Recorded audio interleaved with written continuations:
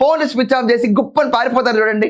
వాళ్ళందరికీ ఇదివరకు కేసుల్లో కూడా బెయిల్ రద్దు అయిపోతాయి. అంటే 11 కేసుల వల్లభనేని వంశీ పైన బెయిల్తో బయటకు వచ్చాడు. ఇప్పుడు 11 పాయే, కొత్త హత్యాయత్నం కేసు యాడ్ అయ్యి ఇంకా ధైర్యం పుంజుకొని చాలా మంది కేసులు వేశారనుకోండి, మళ్ళీ సెంచరీ నాట్అవుట్ అవుతాడేమో.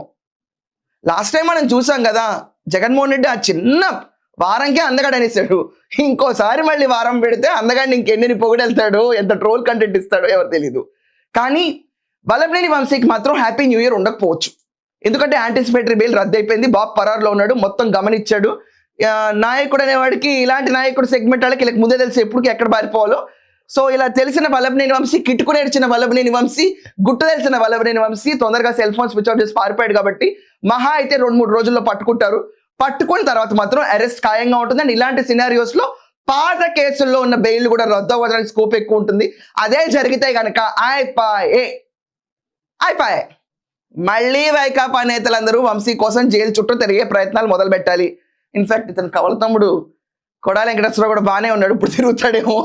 అండ్ గుడివాడలో కూడా తెలియదు ఎప్పుడు లేనంత ఫోకస్, చాలా మంది చెంచా అర చెంచా మిఠాయి పొట్లంగాళ్ళందరినీ వేసుకెళ్ళిపోతున్నారు, చెలరైపోతున్న బ్యాచ్ అందరినీ. కొడాలి వెంకటేశ్వర కుడి భుజం లేదు, ఎడం భుజం లేదు, కుడి కాళ్ళు లేదు, ఎడం కాళ్ళు లేదు, అలా నుంచున్నాడు అంతే. అందరిని లాగేశారు అక్కడ. ఈ క్యాండిడేట్కి అయితే ఉన్న 4 కాళ్ళు వాళ్ళే రంగా కోట్లు ఇలా ఉంటారు వెళ్ళండి. ఆ 4 కాళ్ళని ప్రతిసారి వేసుకుపోతూ ఉంటారు. 2 చేతులు 4 కాళ్ళు, సారీ, వాళ్ళు వేసుకుపోతూ ఉంటారు. So Vallabhaneni Vamsi arrest, happy new year అనేది చూసుకోకుండా లోపలికి వెళ్ళిపోయే పరిస్థితికి వచ్చేసాడు. Any time breaking news may come up that he'll be under arrest.